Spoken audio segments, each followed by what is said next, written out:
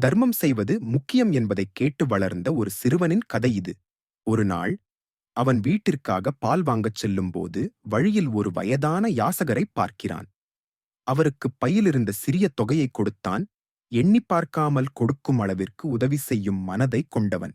பின்னர் பால் வாங்க பால் கடைக்குச் சென்று வரிசையில் நிற்கிறான். பால் போத்தலில் நிரப்பப்படும்போது பணத்தைக் கணக்கிடுகிறான். கடை உரிமையாளர் கேட்ட தொகையை விட அவனிடம் 10 ரூபாய் குறைவாக இருப்பதை அவன் உணர்கிறான். உடனே உரிமையாளரிடம் மன்னிப்பு கூறி, 10 ரூபாய் இல்லை, வீட்டிற்கு சென்று கொண்டு வந்து தருகிறேன், பாலினை தருவீர்களா எனக் கேட்கின்றான். ஆனால் கடை உரிமையாளர், 10 ரூபாய் இருந்தால் மட்டும் பாலை எடுத்துச் செல்லலாம், இல்லையெனில் தர முடியாது என்று கூறுகிறார். வெட்கத்துடன் தலை குனிந்து வீட்டிற்குச் சென்று கொண்டிருக்கும் சிறுவன் மனதிற்குள் யோசிக்கிறான். நான் அந்த யாசகருக்கு உதவி செய்தேன். ஆனால் எனக்கோ அந்த கடை உரிமையாளரோ அல்லது அந்த வரிசையில் நின்றவர்களோ உதவி செய்யவில்லை. இனிமேல் நானும் யாருக்கும் உதவி செய்ய மாட்டேன் என்று முடிவு செய்கிறான்.